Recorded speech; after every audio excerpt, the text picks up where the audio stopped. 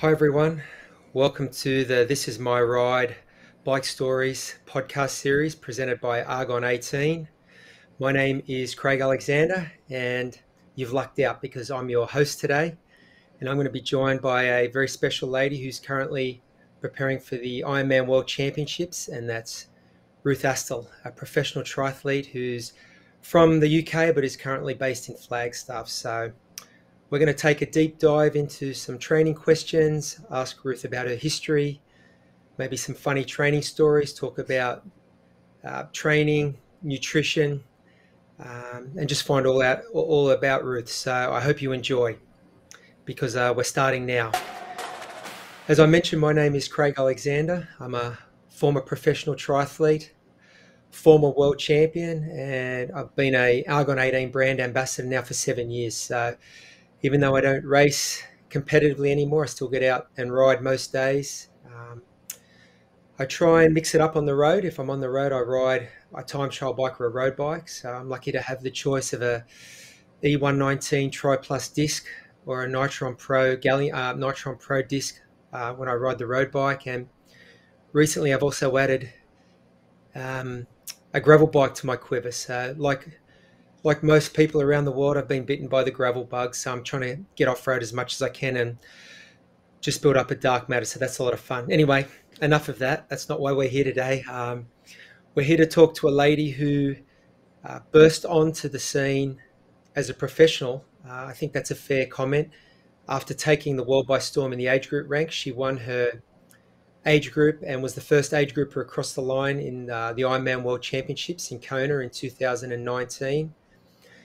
Turned to the professional ranks and has just had an upward trajectory ever since. I think her first two pro races as an Iron woman, she finished top 10 in competitive fields, and then fast forward another 12 months, she actually won both her Ironman races last year, Ironman South Africa and Ironman Mallorca, both performances under 9 hours, which is kind of like a benchmark time in Ironman racing. So we're very lucky to be joined today by Ruth Astle. Ruth, how are you? Thanks for joining us.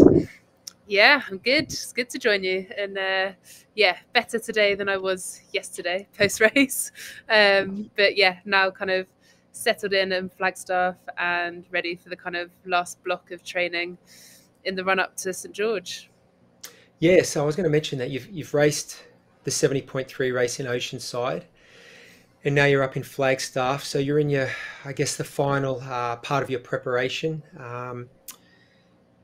So I guess what's that going to entail? I mean, you're at altitude now, and obviously that's in preparation because Utah's at a little bit of altitude. But tell us why you selected Flagstaff, and what the next 4 weeks will look like for you with your training. Yeah, so I guess I've wanted to do a race before St George, and looking at the different options, there were a couple of European options, and then Oceanside. And Oceanside kind of attracted me because I knew it'd have a really good field. It's like the first kind of North American race, and I knew that a lot of the Americans would be racing, and also I guess I thought a few people would probably do what I was looking to do and kind of come over and then stay out in the US in the run up to St George. So it seemed like a good option to kind of race it, then head to altitude and do that final block before St George. And Flagstaff seemed like a good choice because I guess it's at quite high altitude. So I kind of considered Boulder. Like I really like Boulder. I had a great time there last year, but it's not quite as high. So we kind of thought on limited time, actually going a bit higher probably helps a little bit, especially because this first week will be kind of recovering a bit more and kind of adapting to altitude. And then it'll basically be kind of a 3-week block of very specific kind of Ironman trainings, I guess kind of longer intervals, nothing super high intensity, but more of that kind of like tempo, sweet spot type intensity. A few longer runs.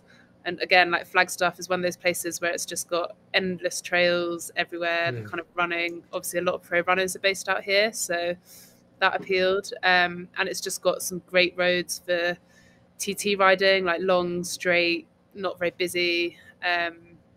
So yeah, it seemed like a really good spot to kind of come like it's not super warm. So I guess that's the one thing that probably do a little bit of heat training in the garage. So we've like Wahoo and Zwift actually gave us some turbos. So we've got that to set up, and and we'll just get like one of the little sort of greenhouse tents and be sweating away in that. So yeah, it'll be like a good mix of bit like some nice outdoor stuff, a bit of indoor stuff, and just getting basically 3 weeks of solid work in, and then head to St George and taper. Yeah, it's hard to check all the boxes, isn't it, when you pick a training location? But it sounds like you've checked most of them, in the lead up, and possibly Utah mightn't be that hot anyway. I mean, it might be, but it tends to be the temperature more mild that time of year. So, and the altitude fits nicely with Ironman training, a lot of those tempo efforts that you talked about. So it sounds like a good choice. Are you self-coached or do you have a coach? No, I've got a coach, Will Clark, who used to be a pro. He's actually been my coach for, I think, nearly 7 years now. He's been my only coach really, and it's still working. So I have no plans on changing. And I'd say he's now also a very good friend, which is quite nice to have that kind of relationship. Yeah, it must be still working if you're still talking to each other. Say hi to Will. I met him up in Boulder. He's a good guy. So I wanted to ask, I know you're from Leeds. I wanted to ask about the riding in Leeds because I've seen a lot of the photos, and I know the weather in winter can be brutal, but it actually looks like beautiful training grounds and, a great place to train, a lot of hills and a lot of wind. So a good place to get strong. Yeah, I would definitely say that's a good way of describing it. A good place to get strong. Not really any easy riding. And it's a lot of, I think, like UK riding, the roads are generally just terrible, kind of wherever you are. So like you're always dodging potholes. It's never that smooth. TT riding is generally not the most fun because you're kind of like rattling along like this. But it's just great. There's a whole mixture of there's like one spot that used to be a motorway, so like they've kind of built the new motorway next to it, so it's like long and straight, and there's a good like probably 20-kilometer stretch on that. So that's my usual kind of TT effort stretch, and then you can get out really easily into the dales and do all the climbing and see the kind of more scenic parts. And then running wise, again, it's similar, like it's all quite hilly. It's not much, well, there's one flat bit, which is the canal, which is basically where I do all of my harder stuff. But yeah, and it's great. There's loads of triathletes there, kind of probably more short course than long course. But again, like a good enough mix of people to train with. So. Yeah, I think you need a good range of ingredients. It seems to be like an epicenter of triathlon now, like Boulder. And like some places in Australia. So I think you need a few ingredients to make good training grounds. Obviously, a lot of good athletes there, but also great places to train. So I wanted to ask, how did you get started in tries? What's your background? Was it always endurance sports, or did you come to the later in life? So fill us in. Yeah. How did you make your way into triathlons?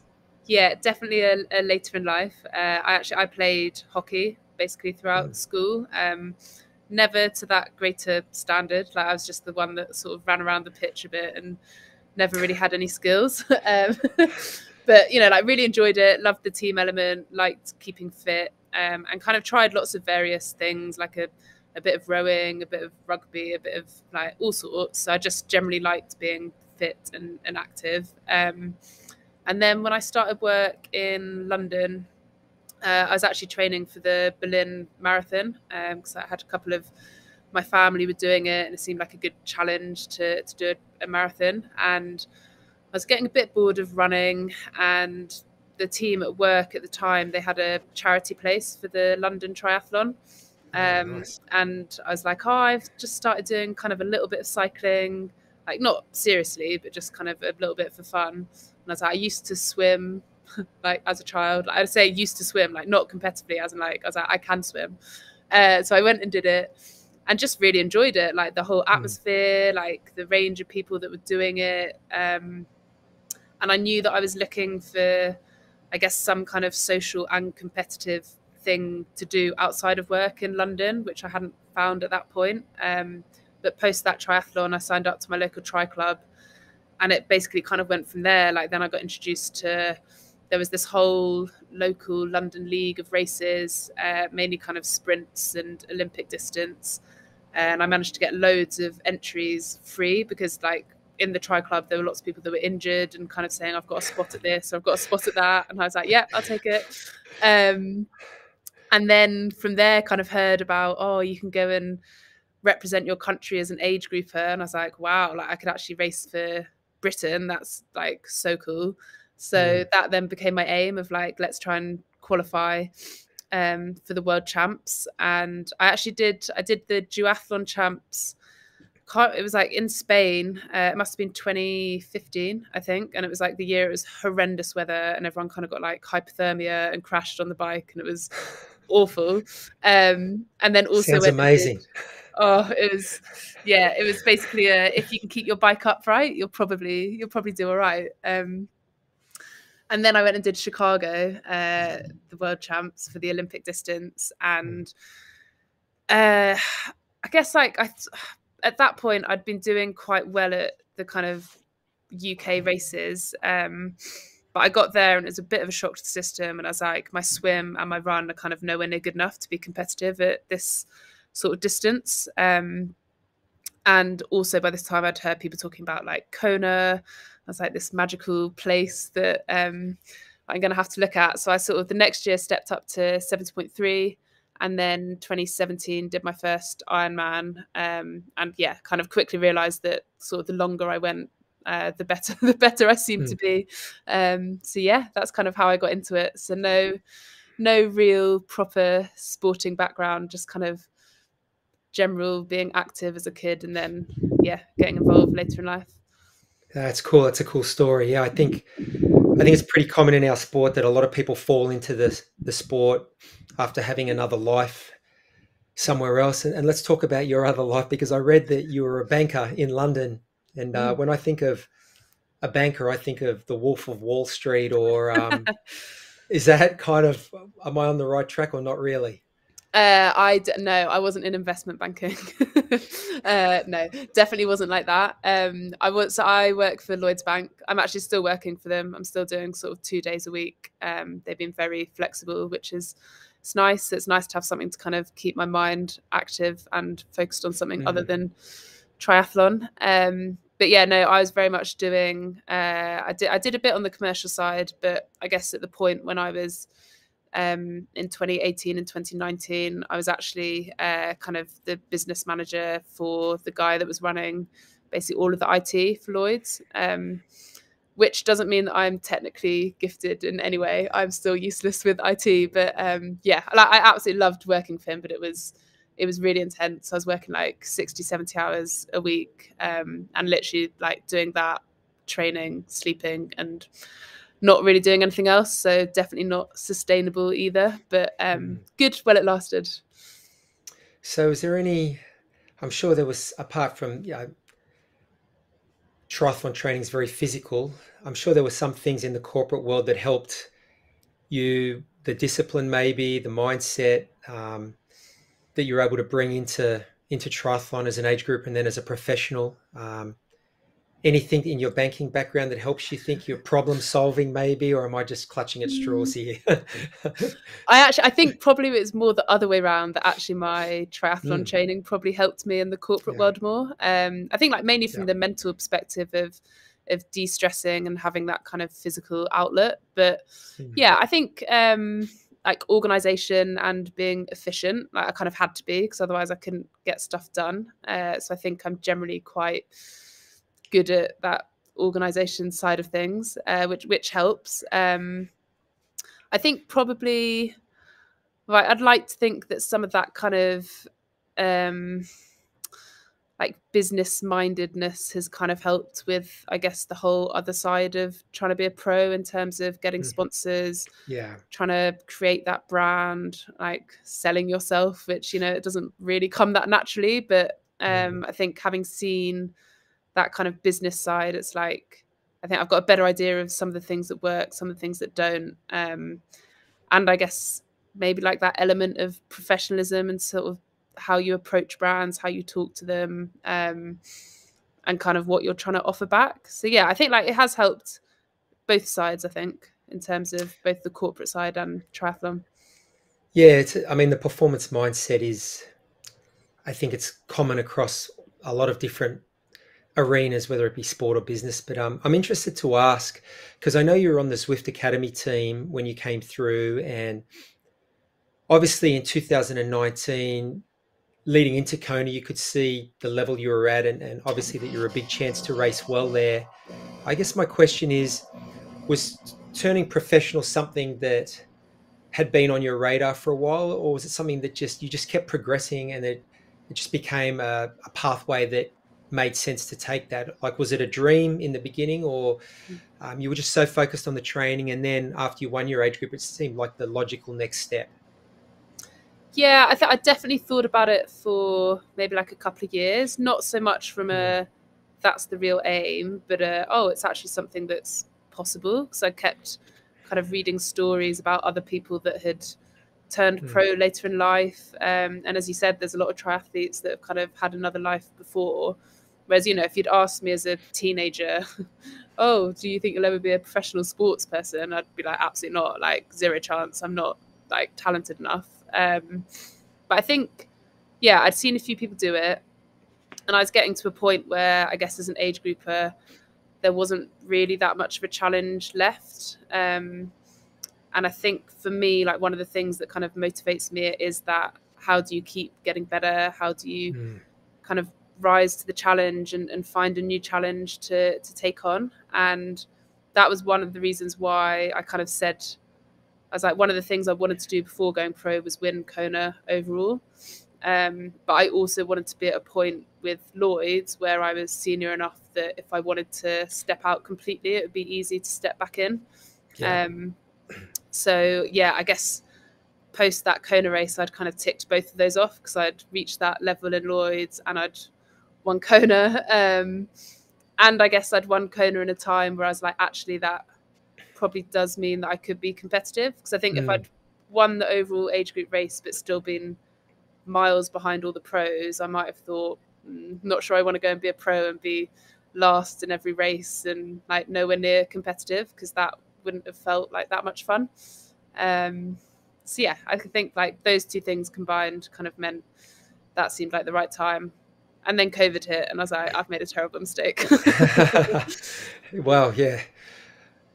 What I wanted to ask as well is, I mean, you seem to be still trending up. Like a lot of athletes, at some point you sort of plateau out a little bit, and then you're looking for marginal gains here and there. You've almost, you've been training for a long enough period of time. You've got that aerobic conditioning and you're looking for marginal gains here and there. You sort of stepped up in 2020. And I want to say you were 7th and 4th in your 2 Ironman races, around 9 hours.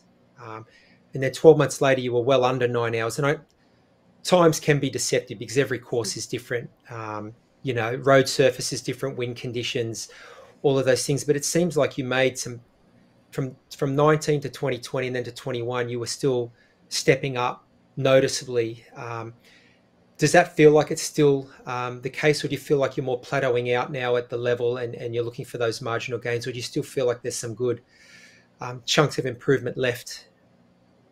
I definitely still think there's some good chunks. I think partly some of it's to do with racing and like how well I race. I'd say like 2021, like I raced all right, but I didn't really have a run anywhere near what I'm capable of, because I had some calf issues in the run up to those 2 Ironmans. So yeah, I think, and swim wise, I've still got like lots of gains that I can make on the swim, hopefully. So yeah, I think there's still a lot more to do. And I think part of that also comes from, I guess, being kind of relatively young in the triathlon training space. So and particularly from doing it basically full time, because I think the extra gains you get from that recovery and a good night's sleep and being able to do a bit of extra kind of strength and conditioning, I think that makes a huge difference. And I've only really been doing that for 2 years. So I think,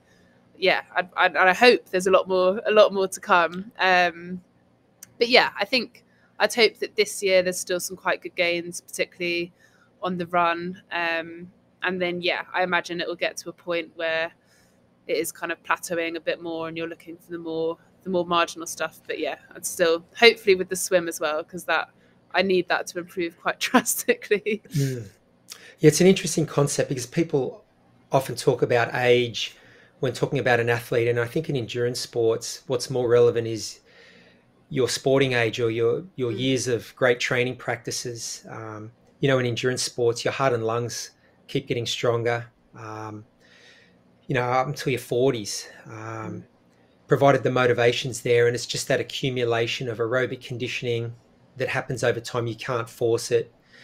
You can't rush it. So it's exciting to think that, you've only really been training full time for 18 months to 2 years. That must give you a lot of positive vibes and a lot of motivation moving forward. When a lot of the girls you're racing have been racing as full-time professionals for 5 years, a decade or more. So that should give you a lot of, I imagine that gives you a lot of confidence. Yeah, it definitely does. And I think it's also just motivating because you kind of look at some of the other ladies. I mean, yeah, like racing Oceanside on Saturday, like the level of some of those women, it just makes you think that like that's where I want to be. But as you said, kind of knowing that it's actually a really short time that I've been doing it. Yeah. I guess full time makes me think, again, like I look at the improvements I've made the last kind of couple of years, and again, I kind of know even with that, it's like doesn't really touch what I've done in training sometimes. So I think, I know it's very hard to kind of get that perfect Ironman race because there's so many things that can kind of happen or go wrong throughout the race. But I certainly think there's a lot more to come. So you talked about the pandemic before, and it sort of turned things upside down.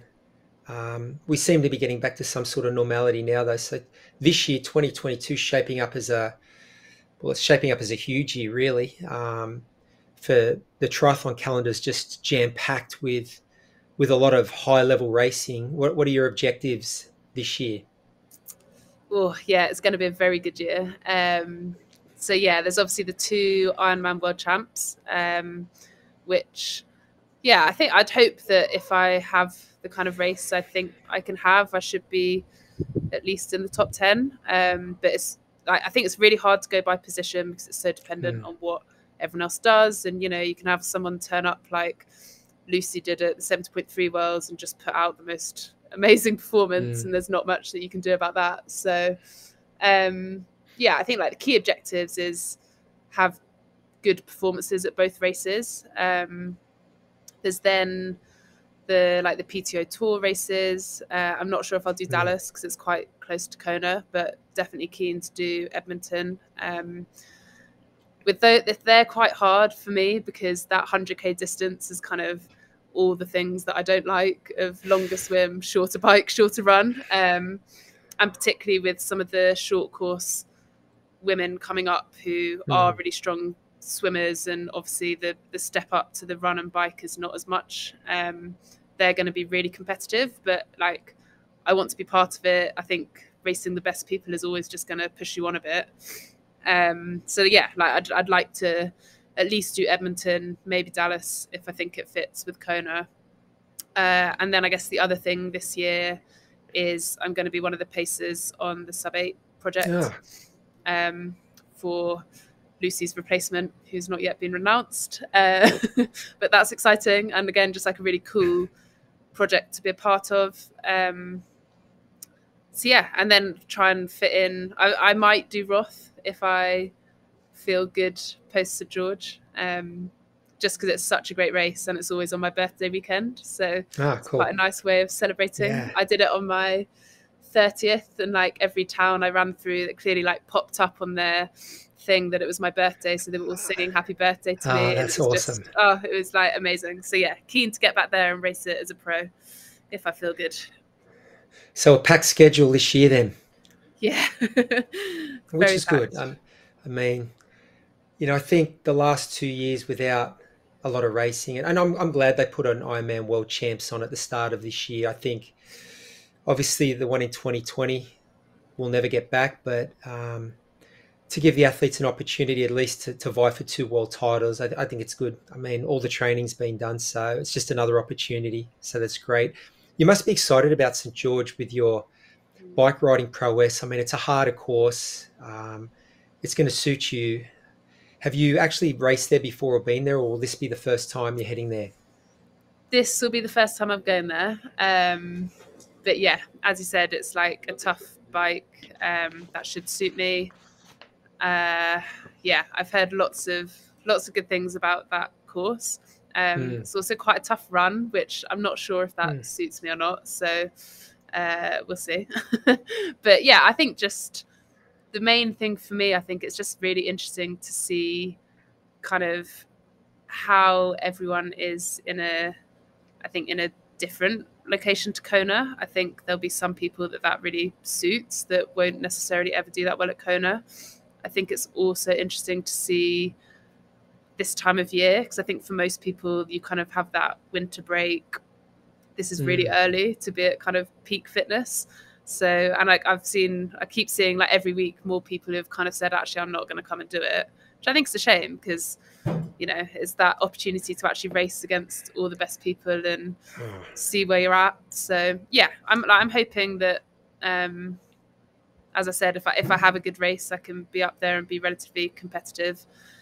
But we'll see. Yeah, well, I was going to ask, but you sort of have answered that question.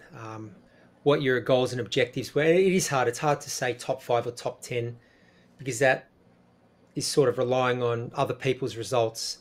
So obviously you've got in your mind the performance markers around swim times and power outputs and all that kind of thing. So I agree. I think it's a real shame. I mean, this race in May, it's been scheduled and promoted for over 6 months now. I think as a professional athlete, it's kind of unforgivable that you wouldn't be there and be ready to go. And for me, the challenge is not getting ready. For every race has its different challenges. I think a lot of the challenges around racing in Hawaii is patience. People are reluctant to give up the power numbers that they normally see in a cooler climate, in the heat and humidity, not understanding that heat and humidity brings your threshold down 5 or 8%, but just not adhering to that in the race. I kind of think the true professionals understand what it takes in every different race. You have a long enough time to prepare. And for me, the challenge is not around getting ready for a new race. And you mentioned Lucy, it's not getting injured with so much to train for, and finding the balance of being in peak fitness earlier in the year. How do you balance the body? It's training for Ironman racing's hard. It's long and arduous, as you know, and keeping your body fresh. I mean, I'm surprised. Yeah, there's so many. I mean, just having the 2 Ironman World Championships this year, when you throw in the PTO races, potentially Roth, sub 7, sub 8. Not everyone's going to be on every start line. So I think for me, obviously you and Will have talked about that. I mean, it comes down to your scheduling and those sorts of things, correct? And season planning. Yeah, definitely. I think I think the way that we do it is the kind of, let's look at what like the really big goals, which for this year is St. George and Kona, and then everything else is a bit of we'll kind of react and adapt and sort of see how the body's doing, what I feel like, if it kind of fits. Although at the same time also trying to balance the kind of, I guess, the other side of things, which is a little bit of the like actually trying to make some kind of living out of it. Although I guess like I don't really have the pressure on that side because of still having my job, which is quite nice. But on the other hand, it is also a kind of, you want to do enough races to make sure that you're getting points for the PTO points to actually be part of the end of year bonus. Also just actually finding some other races to potentially get prize money, because I guess like St. George and Kona are such big races, if say you have, I don't know, a mechanical or something goes wrong and you're not in that top 15 now, which actually they've extended it a little bit, but basically if you're not in the top 10, you're basically not covering the cost of your trip. So I guess also thinking about that a little bit from having some other kind of backup races that are maybe a bit of fun, not as much pressure, and a potential opportunity to also earn a bit as well. But yeah, I think it's, for me, the main thing this year is those two big races, seeing where I stack up against the best in the world and kind of go from there, really. Yeah, it's a good schedule. I think you and Will have done a good job. I wanted to ask about when you're training, the breakdown of your training between road bike, time trial bike. Obviously, when you travel, sometimes it's hard to take two bikes, but how do you sort of manage that split? I'm guessing it's dependent on the time of the year and also where you're at. For instance, in Leeds, I would imagine a lot of the riding's on the road bike unless you're on that motorway. Is that correct? Yeah, so it's definitely dependent on sort of where I'm at, and I think how close to racing. Like, I think as I get closer to racing, I try and spend more time on the time trial bike, because like the road, like they're good enough roads. I actually did a couple of my longer rides before coming out here, actually going sort of into the Dales, down the valley on the TT bike. There's a lovely climb called Fleet Moss, which again, it's not that long. It's not like one of the like long French climbs or anything, but like it's a good way of getting those extra hills in on the TT bike. But yeah, I guess for me, it also depends on am I being social? I'm riding with other people, or am I going out on my own? Because I think TT bikes aren't great when you're with other people, especially if the other people aren't on TT bikes. And a lot of the kind of girls that I train with in Leeds aren't on TT bikes. So yeah, I think I've done it a couple of times where I've kind of said, I need to do this ride on my TT bike. They've been on their road bike, and it's not been very much fun for them. So yeah, I think probably Motor pacing. Yeah. Motor pacing for them.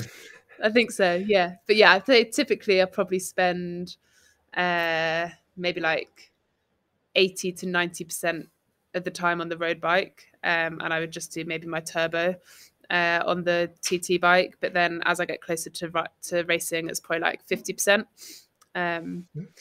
But yeah, very exciting though out here is that I just got my new Some Pro road bike. Oh, so good. With your position on the TT bike, how often are you checking your position and changing it, and has it changed a lot over the last couple of years? Yeah, I don't check it that often, mainly because I know it's good. But yeah, obviously when I got the new E119 Plus, I went and saw Matt Bottrell again to have that fit and make sure that I was kind of set up well on it. Yeah, I think I'm quite lucky in that being in that position feels quite natural and quite comfortable. So it's not something I've had to work that hard on. But yeah, I think for me, as long as it's sort of generally quite comfortable, but also aero, that's probably the best thing. So it's kind of getting that balance of making sure you can sustain it, but also trying to, I guess, find those extra few watts here and there. Matt Bottrell is the bike fitter to the stars. He's a guru. He fits a lot of people. Yeah, he's really good. I wanted to ask, because I read on your bio as well that you are the national gravel champion. So have you got any gravel races planned this year, and also got any tips for a newbie gravel rider? I really want to do some gravel racing this year. But again, it's trying to fit it in. I'm really keen to actually try and do maybe some of the big US ones, because the US actually do like proper gravel, whereas I'd say like the UK gravel is basically like more like mountain biking or kind of very rocky, not really like actual gravel. Whereas I think in the US it's like pristine, really nice, like actual gravel. But yeah, like that actually was a complete I I entered that race, the Gravel Champs, on a complete whim as just something fun to go and do. And I think I just got lucky that it was not very technical for UK gravel, so I just went for a bit of a break and it stuck. Yeah, I think like the main tips is just go out and explore and enjoy it. As you said, it's such a nice way of kind of being off the road, seeing some new sights, and just exploring. Like I've used the gravel bike a couple of times last year to kind of do some like 3-4 day little UK touring rides, where I'd say maybe like half of it was on gravel, but because you're on the gravel bike, it's just so much more comfy, like especially on the British roads, kind of having the wider tires. But yeah, I just think it's just a brilliant way of getting around. And I think so much fun. Some of the races and kind of festivals around it now just look brilliant. I think definitely at some point I'd like to do some of the kind of multi-day events as well. But yeah, at the moment, like this year, it's probably going to be quite hard fitting stuff in. But on a year where there's not 2 Ironman World Championships, maybe I'll get to do a bit more. Yeah, there's some fun races. I was speaking to a mate yesterday who, his only advice to me was stay upright. Don't crash. That was his advice. But he's doing a race. It's like 200K, but you camp in the middle and you camp at a brewery. So you stop at the brewery, and then it sounds like a lot of fun. So I might put my name down for that one. So, well, I think we've taken up enough of your time today. It's a great place to wrap it up. But I just want to say thank you for joining us. Good luck in the lead up to the Ironman World Champs in Utah. I'll be over there, so I'll give you a cheer. I'll give you a shout on course. Looking forward to watching that race. And thanks to everyone who's listened. I hope you enjoyed the chat. If you did enjoy the episode, you should give Argon 18 a follow on their socials. They have plenty more episodes planned for the This Is My Ride bike series podcast that they presented. So thanks, everyone. Have a good day. And thank you, Ruth. I'll see you in Utah. Yeah, thanks very much. See you there.